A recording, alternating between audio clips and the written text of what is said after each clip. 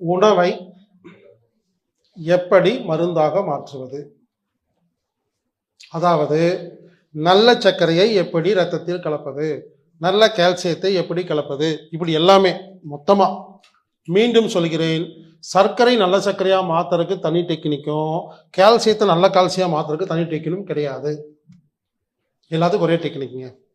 வயிற்றுல போட்ட பொருளை ஜீரணம் பண்ணி பிளட்ல ஒழுங்கா கலந்துட்டா உலகத்துல கோடி ரூபாய் கொடுத்தாலும் கிடைக்காத மருந்து நமக்கு சப்ளை ஆகுது. அதுக்கு ஒரு தடவை தான் போடுறோம். இது அப்படி இல்லை, ஒரு நாளைக்கு 8 முறை போடுறோமா, அப்ப 8 முறை மருந்து சாப்பிட்றோமா இல்லைங்களா? ஃபர்ஸ்ட் பாயிண்ட், பசி எடுத்து சாப்பிட்டா அந்த உணவில் இருக்கிற எல்லா பொருளும் நல்ல பொருளாக ரத்தத்தில் கலக்கும். பசி எடுக்காமல் சாப்பிட்டால் அது அறகுறை ஜீரணத்தோடு உள்ள போய் எல்லா பிரச்சனையும் செய்யும். புரிஞ்சுக்குங்க, பசின்னு என்ன? பசின்னு என்னன்னா வயிறு நம்ம கிட்ட பேசுற பாஷை. வயிறு நம்மகிட்ட சொல்லுது, ஹலோ நான் ஒரு உணவை தயார் பண்றதுக்கு ரெடி ஆயிட்டேன், ஹைட்ரோகுளோரிக் ஆசிட் சுரந்துட்டேன், பல என்சைம்ஸ் ரெடியா இருக்குது, இப்போ நீங்க சாப்பிட்டீங்கன்னா நான் அதை நல்லபடியா ஜீரணம் பண்ண தயாரா இருக்கிறேங்கிற இன்ஃபர்மேஷனுக்கு பேர் தான் பசி. ஃபர்ஸ்ட் பாயிண்ட்டுங்க, இந்த வகுப்புலேயே ரொம்ப இம்பார்ட்டன்ட் பாயிண்ட்.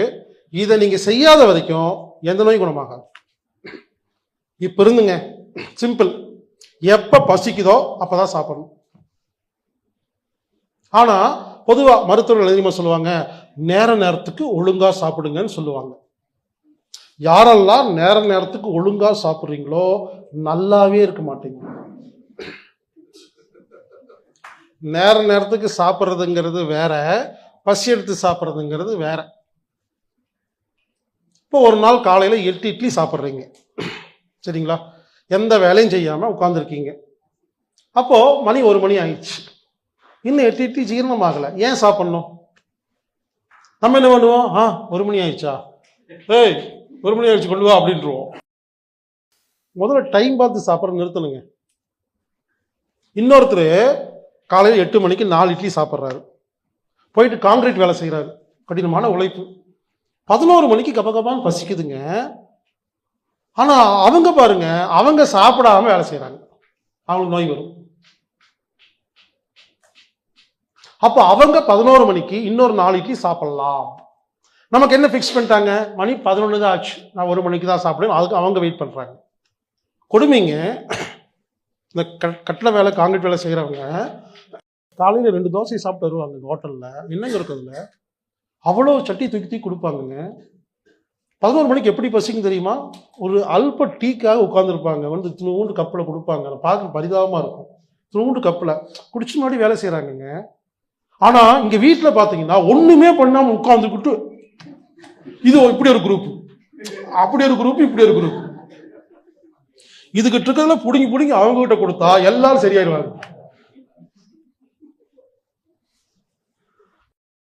நீங்க புரிஞ்சுக்குங்க, சிம்பிள். நான் பெருசா ஒன்றும் சொல்லுங்க, உங்களை சாப்பிட வேண்டாம்னு சொல்லுங்க, கொஞ்சம் வெயிட் பண்ணுங்கன்னு தான் சொல்றேன். இங்கேயும் போயிடாது. ஒரு தடவை சாப்பிட்டா அடுத்த பசி எப்ப வருதோ அப்ப மட்டும் சாப்பிட்டுருங்களேன்.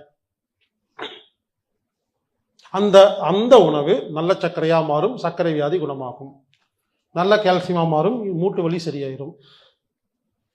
நல்ல அயோடினா மாறும், தைராய்டு குணமாயிரும். இவ்வளவுதாங்க விஷயம். நல்ல கொழுப்பா மாறும், கொழுப்பெல்லாம் கரைஞ்சிரும்.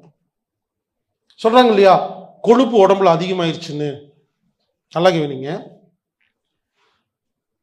கொழுப்பு உடம்புல அதிகமான வியாதின்னு சொல்றாங்க இல்லைங்களா? நான் ஒத்துக்க மாட்டேங்க. கொழுப்பு அதிகமா உடம்புல இருந்தால் நல்லது.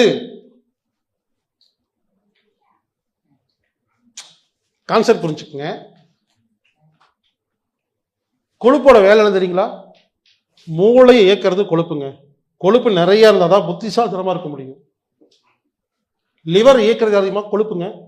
ரத்தத்தில் உள்ள 80% கொழுப்பை யூஸ் பண்றது லிவரு. பித்தப்பை ரத்தத்தில் இருக்கிற கொழுப்பெல்லாம் எடுத்து பைல் அப்படிங்கிற பித்த நீரா மாத்தி வச்சிருக்கோம். நம்ம சாப்பிட்ற சாப்பாடு சிறுகுடலுக்கு வரும்பொழுது கொழுப்பு நீர் தெளிச்சாதான் ஜீரணமே ஆகும். அப்ப லிவருக்கு கொழுப்பு வேணும், பித்தப்பைக்கு கொழுப்பு வேணும், சிறுகுடலுக்கு சாப்பாடு ஜீரணம் பண்ற கொழுப்பு வேணும், மூளை கொழுப்பு வேணும். அதை விடுங்க, நம்ம அது ஓவரால்